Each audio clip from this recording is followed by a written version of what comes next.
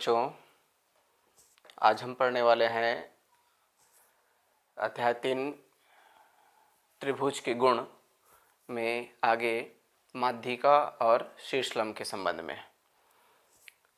तो माध्यिका क्या है, शीर्षलंब क्या है और इनसे संबंधित कुछ और परिभाषाएं यदि आवश्यक हो तो वो, और माध्यिका खींचना, शीर्षलंब खींचना, इन सब चीज़ों को हम अब पढ़ने वाले हैं। तो सबसे पहले परिभाषा देख लेते हैं। देखें माध्यिका क्या है। त्रिभुज के किसी भुजा के मध्य बिंदु से खींची गई रेखा जो सम्मुख शीर्ष पर मिलती है त्रिभुज की माध्यिका कहलाती है। तो देखें स्पष्ट है, इसके लिए हम एक त्रिभुज बना लें और जैसा कि उसमें कहा गया है त्रिभुज के किसी भुजा के मध्य बिंदु से, तो ये इन तीनों भुजाओं में से कोई भी, जैसे ये भुजा का मध्य बिंदु ये है मान के चलें।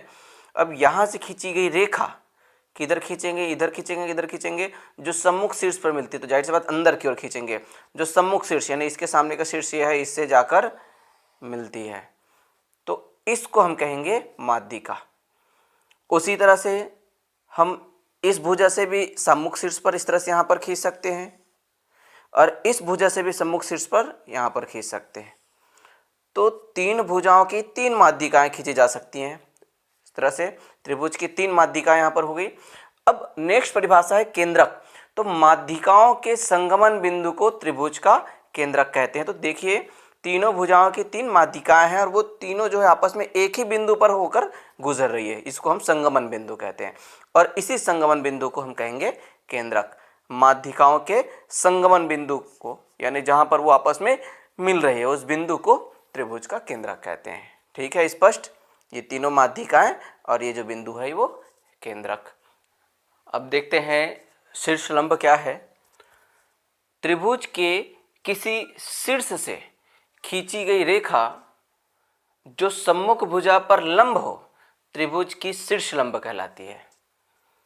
त्रिभुज के किसी शीर्ष से खींची गई रेखा जो सम्मुख भुजा पर लंब हो त्रिभुज की शीर्षलंब कहलाती है। अर्थात ये हम यहाँ पर त्रिभुज ले लें और जैसे कहा गया त्रिभुज के किसी शीर्ष से, जैसे यहाँ पर ये शीर्ष है, अब इस शीर्ष से हमको सम्मुख भुजा पर लंब खींचना है, मतलब इसके मध्य बिंदु को ही मिलाना अनिवार्य नहीं है। माध्यिका में हम क्या कर रहे थे, मध्य बिंदु से सामने वाले शीर्ष को मिला रहे थे, तो यानी यहाँ पर वो जरूरी था, वो मध्य बिंदु होना चाहिए, ये जरूरी था। लेकिन अब जरूरी है यहाँ से हमको मिलाना है, वो क्या होना चाहिए, इस पर लंब होना चाहिए। अब ये जरूरी है, पहले वो मध्य बिंदु हो जरूरी है था, लेकिन यहाँ पर जरूरी है कि वो लंब हो। तो बस इतना चीज अंतर है। त्रिभुज के किसी शीर्ष से खींची गई रेखा जो सम्मुख भुजा पर लंब हो त्रिभुज की शीर्षलंब कहलाती है। वैसे हम यहाँ से इस पर लंब खींच सकते हैं, यहाँ से इस पर लंब खींच सकते हैं। तो ऐसी स्थिति में फिर से ये जो तीनों शीर्ष लंब है, जिस तरह से तीन माध्यिका आपस में मिल रही थी उसी तरह से तीन शीर्ष लंब भी आपस में मिल रहे हैं, तो इस तरह से इनके संगमन बिंदु को हम कहेंगे लंब केंद्र। परिभाषा स्पष्ट है, शीर्ष लंबों के संगमन बिंदु को त्रिभुज का लंब केंद्र कहते हैं। तो मैं उम्मीद करता हूं अब आपको माध्यिका के साथ केंद्रक और शीर्ष लंब के साथ लंब केंद्र, ये चारों चीजें स्पष्ट हो गई होंगी। अब तो ये तीन चीजें हमको जानना चाहिए। अभी जो परिभाषा हमने पढ़ा है उसके बाद ये तीन चीज और उसमें इंक्लूड कर दें। वैसे ये दोनों लाइन तो स्पष्ट है, तीनों माध्यिकाएं संगामी होते हैं। तो जैसे मैंने कहा था एक त्रिभुज, इसकी जो तीन माध्यिकाएं हैं वो एक ही बिंदु से होकर गुजरता है। ठीक है, इसलिए तीनों माध्यिकाएं संगामी होती हैं क्योंकि एक बिंदु से होकर गुजर रहे हैं। उसी तरह से तीनों शीर्षलंब भी संगामी होते हैं, दोनों स्पष्ट है। लेकिन तीसरा लाइन जो है, केंद्रक सभी माध्यिकाओं को 2:1 में विभाजित करता है, ये नया चीज है। तो जैसे यहाँ पर ये जो माध्यिका है, ये जो माध्यिका है, ये जो माध्यिका मैं अभी नाप कर नहीं बनाया हूँ, लेकिन ये केंद्रक है। तो इस लाइन का मतलब है कि ये जो केंद्रक है माध्यिका को 2:1 में विभाजित करता है। मतलब जैसे कि ये इसकी कुल लंबाई अगर 3 सेंटीमीटर है तो इधर की लंबाई 2 सेंटीमीटर होगी, इधर की लंबाई 1 सेंटीमीटर। उसी तरह से ये अगर कुल 3 सेंटीमीटर है तो ये 1 सेंटीमीटर होगा, इधर 2 सेंटीमीटर। तो इस तरह से इसको भी वो 2:1 में विभाजित करता है। इस पॉइंट को भी हमको जानना है। अब हम सीधे देखते हैं प्रश्नावली 3.2 को इसमें क्या क्या प्रश्न दिए हैं उनको हम हल करते हैं। ठीक है, प्रश्नावली 3.2 का पहला प्रश्न है रिक्त स्थानों की पूर्ति कीजिए। इसमें पहला देखें, त्रिभुज की माध्यिका वह रेखाखंड है जो उसके किसी शीर्ष को सम्मुख भुजा के खाली स्थान से मिलाती है। तो ये उसके परिभाषा से आप जानते हैं, त्रिभुज की माध्यिका वह रेखाखंड होती है जो उसके किसी शीर्ष को सम्मुख भुजा के मध्य बिंदु से मिलाती है। तो यहां पर आएगा मध्य बिंदु। ठीक है, दूसरा है त्रिभुज का शीर्ष लंब वह रेखाखंड है जो उसके किसी शीर्ष से सम्मुख भुजा पर खाली स्थान हो। ये भी आप जानते हैं शीर्ष लंब की परिभाषा से। तो ये रेखाखंड ऐसा होता है जो शीर्ष से स्टार्ट होकर सम्मुख भुजा पर लंब होता है, ये उसकी कंडीशन है। तो ये इसका आंसर हो गया। तीसरा है त्रिभुज की माध्यिकाएं खाली स्थान होती है। तो ये भी मैंने बाद में आपको बताया था जब परिभाषा पढ़े थे माध्यिका के, उसके बाद कि त्रिभुज की माध्यिकाएं जो है वो संगामी होती है, अर्थात एक ही बिंदु पर होकर जाती है ये तीनों ही माध्यिकाएं। चौथा है त्रिभुज की माध्यिकाओं के प्रतिच्छेदन बिंदु को खाली स्थान कहते हैं। तो ये भी आप समझते हैं, त्रिभुज की माध्यिकाओं के प्रतिच्छेदन बिंदु को, यानी यहाँ पर त्रिभुज की तीनों माध्यिकाएं एक दूसरे को आपस में काटती है या मिलती है, संगमन बिंदु जिसको भी उसी को भी कहते हैं।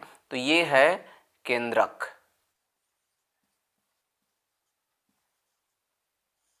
चलिए, उसके बाद पांचवा है त्रिभुज के शीर्ष लंबों के प्रतिच्छेदन बिंदु को खाली स्थान कहते हैं। तो जिस तरह से त्रिभुज के माध्यिकाओं के प्रतिच्छेदन बिंदु को केंद्रक कहते हैं, उसी तरह से त्रिभुज के शीर्ष लंबों के प्रतिच्छेदन बिंदु को क्या कहते हैं, जहाँ पर हम जो उसके शीर्ष लंब हैं तीनों आपस में मिलते हैं, उसको हम कहते हैं लंब केंद्र। इसको भी जब आप केंद्रक पढ़े हैं उसी के साथ ही लंब केंद्र के बारे में भी आपने पढ़ा है।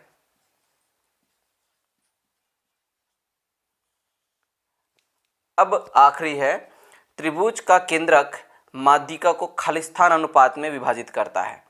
तो लास्ट में जो कुछ जानकारियां मैंने आपको बताई थी उस समय ये भी बताया था कि जो केंद्रक है माध्यिकाओं को 2:1 में विभाजित करता है। ठीक है, तो इस तरह से ये पहला प्रश्न रिक्त स्थान की पूर्ति करिए कंप्लीट हो गया। अब देखते हैं नेक्स्ट प्रश्न।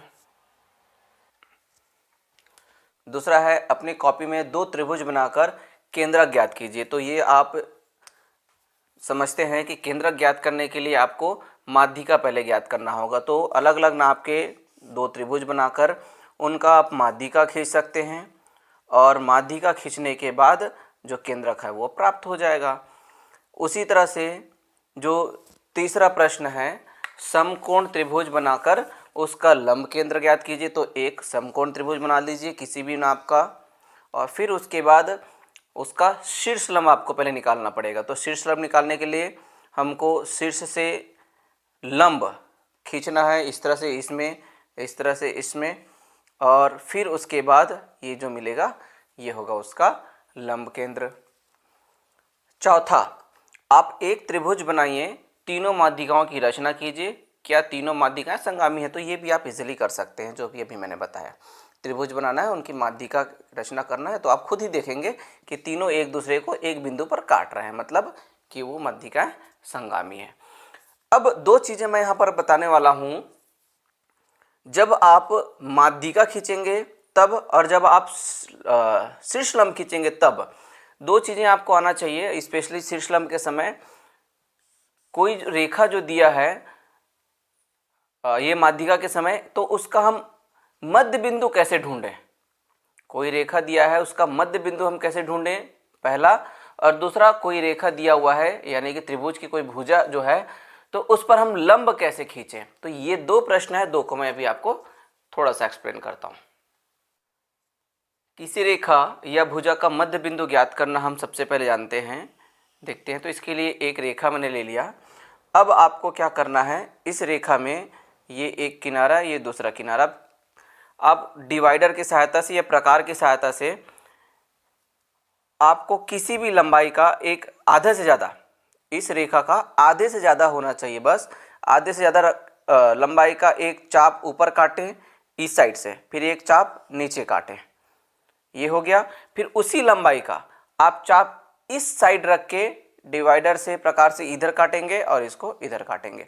तो ये जो दोनों का कटान बिंदु है, अब इसको आप स्केल से मिला दीजिए। तो ये जो स्केल से मिलाने के बाद जो रेखा आएगा ये होगा इसका समद्विभाजक, यानी ये दोनों बराबर भाग में बढ़ जाएगा। तो ये हो गया उसका मध्य बिंदु।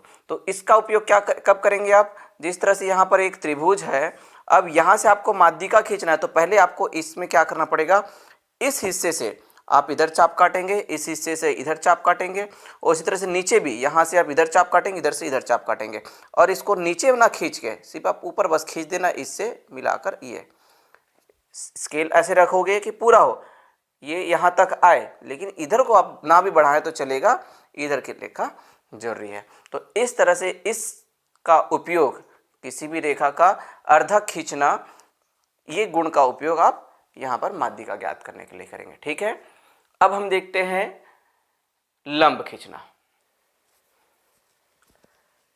किसी रेखा या भुजा पर लंब खींचना देखते हैं तो इसके लिए दो स्थिति हो सकती है, जब बिंदु रेखा पर ही हो और जब बिंदु रेखा से बाहर हो। हमको उस बिंदु से लंब खींचना है। जैसे यहाँ पर एक रेखा इस तरह से है और इसमें ये एक बिंदु है, यानी ये बिंदु रेखा पर ही स्थित है, और दूसरी स्थिति ऐसा है कि यहाँ पर ये एक रेखा है और बिंदु रेखा से बाहर है। तो इन दोनों स्थिति में हम कैसे लंब खींचेंगे। तो पहली स्थिति के लिए जब हम इस रेखा पर लंब खींचना है तो क्या करेंगे, इस बिंदु से पर सेंटर रख के आपका जो डिवाइडर है, प्रकार है, उसे रखकर किसी भी लंबाई का एक चाप काटना है।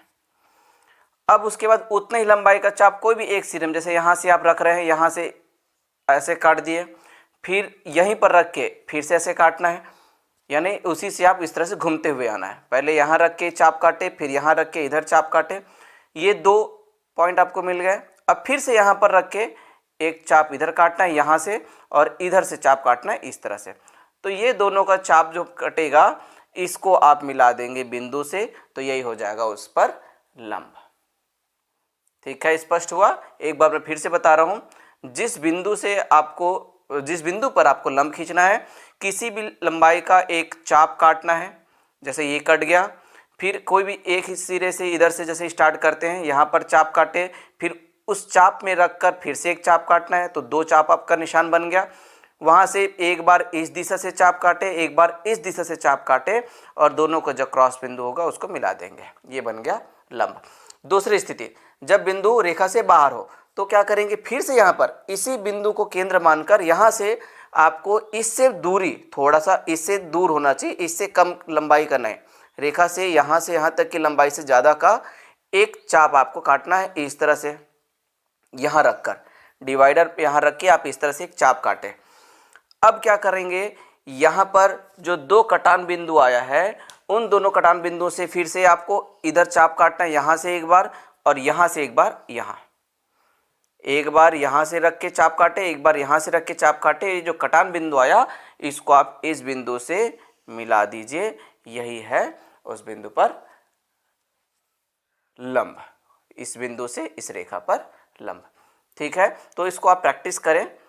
इसका उपयोग क्या है, तो जैसे अब आप यहाँ पर ये त्रिभुज है और अब इस त्रिभुज पर आपको शीर्ष लंब खींचना है, तो ये मान लिए ये बिंदु जो है इससे बाहर है, तो ये वाला का अधिकांश उपयोग होगा इसकी बजाय। याद रखेंगे, हमको इससे इस रेखा पर लंब खींचना है, तो ये बिंदु बाहर है। तो अब आपको क्या करना है, इस बिंदु से यहाँ पर चाप काटे पहले किसी भी लंबाई का, फिर उसके बाद यहाँ से चाप काटे, यहाँ से चाप काटेंगे, और ये जो मिल रहा है उसको आपको यहाँ से यहाँ तक मिला देना है। तो ये बन गया इस पर लंब, यानी ये शीर्ष लंब।